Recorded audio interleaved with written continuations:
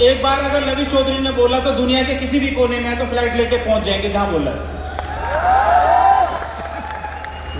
क्योंकि लोगों को जीना सिखाया, लोगों को कमाना सिखाया, लोगों को अच्छा इंसान बनना सिखाया। ये नहीं बताया कि सिर्फ पैसे बना के आप गलत जगह जाके अपनी गलत आदतों को सामने दिखाओ लोगों को। सिर्फ ये बताया कि आपको एक अच्छा इंसान बनना है। पैसे अर्न करेंगे, मिलके करेंगे। जब पहले दिन से लोग अपने साथ आके खड़े हुए थे तब भी उन लोगों से ये नहीं कहा था कि आप लोगों से बिजनेस चाहिए। कभी नहीं कहा किसी भी आदमी को कि बिजनेस करने के लिए आप मेरे साथ आओ। मैंने हमेशा एक ही चीज कही कि आप मेरे साथ सिर्फ खड़े हो जाओ। आने वाला 1-2 साल आपके लिए क्या होने वाला है आप सोच नहीं सकते। और शायद $1 से TLC स्टार्ट हुआ था आज से 1.5 साल पहले, आज $78 है। 78 टाइम्स लोगों ने प्रॉफिट बनाए। और मैं ये कह रहा हूं कि मैंने कभी आप लोगों से कहा ही नहीं कि आप TLC बाई करो। और आने वाले 10-15 दिन में शायद ये $100 चला जाए। मैं अभी भी नहीं कहूंगा कि आप खरीद लेंगे। फिर ये टाइम टू टाइम $200 जाएगा, $500 जाएगा। मैं कभी आपसे ये नहीं कहने वाला कि खरीद लो। मैंने सिर्फ ये कहा है कि आप सिर्फ साथ खड़े हो जाओ। बहुत सारे लीडर्स ने समझाया भी और बताया भी कि हम लोग कहां से कहां आके खड़े हुए। छोटी सी लाइफ, छोटे से प्राउड से, छोटी सी जिंदगी जब स्टार्ट कर रहे थे, बहुत सारे लीडर्स ऐसे हैं जो $100 कमाने के लिए भी स्ट्रगल कर रहे थे, $100। आज ऐसे भी लीडर हैं अपने साथ, ऐसे भी लोग हैं अपने साथ जो $3-3 मिलियन एक महीने में अर्न कर रहे हैं। लोगों को कमाना सिखाया, लोगों को चलना सिखाया। लेकिन हमेशा एक चीज कही कि झूठ की बुनियाद पे बिजनेस नहीं करेंगे। हमेशा किसी को झूठ बोल के बिजनेस नहीं करेंगे, किसी को धोखा दे के बिजनेस नहीं करेंगे, किसी को गलत तरीके से इन्वेस्ट नहीं कराएंगे। जिनको समझ आएगा, पूरी दुनिया में बिलियंस ऑफ पीपल रहते हैं। अभी तो सिर्फ 55 लाख लोग हमारे साथ आए, 55 लाख। अभी तो इंडिया में 150 करोड़ की जनसंख्या में हमारे पास इतना बड़ा क्राउड हमारे पास बचा है, इतना ज्यादा यूजर बेस हमारे पास बचा हुआ है जो हमारे साथ आने के लिए तैयार है। तकरीबन 67 कंपनीज में मेरा इन्वेस्टमेंट है आज की डेट में। लेकिन शुरुआत YFX से की, बोर्डब्रो से की, TLC से की, और आज पूरी दुनिया में 67 कंपनी में अपना इन्वेस्टमेंट है। लोग लाइव शार्क टैंक चलाते हैं। मैं लाइव तो नहीं, उस तरीके से तो नहीं मैंने फंडिंग की है या दूसरे बिजनेसों को प्रमोट किया है। लेकिन एक बात कहता हूं कि अगर आप लोगों के अंदर काबिलियत है, आप करना चाहते हैं, तो उनके लिए लविश चौधरी खड़ा है। आप अपना प्रोजेक्ट मेरे सामने रखना, क्योंकि अपना टारगेट पूरी दुनिया में 2000 CEO पैदा करना है। मैं कितना बढ़ाऊंगा डजंट मैटर, लेकिन 2000 CEO कितने लोगों को रोजगार देंगे, कितने प्रोजेक्ट बड़े होंगे।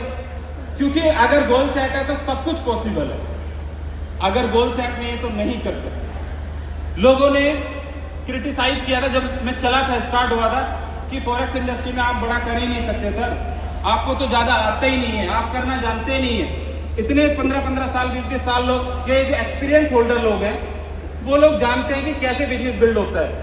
मैंने कहा शायद मैं आज तो नहीं जानता, लेकिन मैंने जो काम करा है आज तक वो दिल से किया, शिद्दत से किया और मेहनत से किया। शायद 2 साल बाद देखेंगे। मुझे याद है एक बार हम एक रेस्टोरेंट गए थे, कपिल भाई बैठे थे, मुझे किसी शख्स को दिखाया उन्होंने कि लविश भाई, इस शख्स ने पिछले 2 साल में, जब साल नहीं बताए थे, उन्होंने ये कहा था कि इन्होंने अभी जी वैगन खरीदा और ये तकरीबन 150 करोड़ रुपए के आसपास कमा के बैठा है। मैंने उनसे पूछा भाई कितना टाइम हुआ इनके दुबई आए? उन्होंने कहा इनको 12 साल हो गए। मैंने कहा 12 साल हो गए, अपने भाई को 12 महीने तो देके देखो यार एक बार। 12 महीने में बताएंगे, और 12 महीने के बाद लिटरली उनकी जितनी वर्थ के कम से कम 50 लोग मैंने अपनी कंपनी में खड़े करे। और आज फाइनेंशियल फ्रीडम जो लोग कह देते हैं कि हाँ फाइनेंशियल फ्रीडम मुझे मिल गया है, वो एक्चुअल में लोगों ने आके यहाँ फील किया है, अपने प्लेटफॉर्म पे आके फील किया है। लोगों को फर्क नहीं पड़ता कि कौन स्टार परफॉर्म कर रहा है, कौन नहीं कर रहा। लोग सुनने आते हैं कि हाँ ठीक है लविश भाई से बात करने का मौका मिलेगा, सिर्फ देखने के लिए भी आ जाते हैं कि अरे फोटो हो जाएगा, बिजनेस कर लेंगे।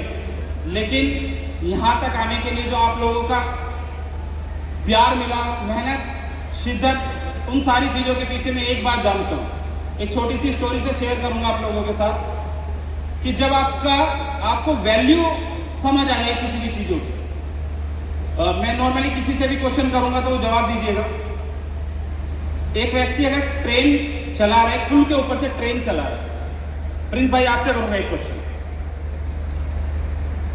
ट्रेन की स्पीड है 160 किलोमीटर पर आवर, ट्रेन लेके जा रहा है, ट्रैक पे 5 आदमी बैठे हैं सामने, पिज्जा खा रहे हैं, उनको नहीं पता कि ट्रेन आ रही है उधर से। लाइन 2 है, एक पे 5 आदमी बैठे हैं, पिज्जा खा रहे हैं। अब अगर ट्रेन के ब्रेक मार नहीं सकता है बंदा, ट्रेन के ब्रेक मारेगा तो पुल से गिर जाएगी ट्रेन। इसके पास ऑप्शन है कि ये इस ट्रेन को रिट्रैक कर सकता है, दूसरी पटरी पे लेके जा सकता है, वहां पे एक बंदा खड़ा है। अगर ये सामने से जाता है तो 5 बंदे मरेंगे, और अगर दूसरी साइड से जाता है तो एक बंदा मरेगा। तो इसे किधर से जाना चाहिए? एक से? ओके।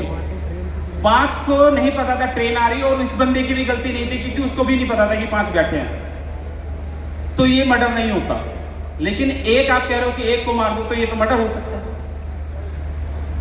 बट कोई बात नहीं, अगर मैं अब ये कहूं कि उस ट्रैक पे जो आपने कहा कि एक को मार सकते हैं, अगर मैं ये कहूं कि उस ट्रैक पे वो एक आपका बेटा है,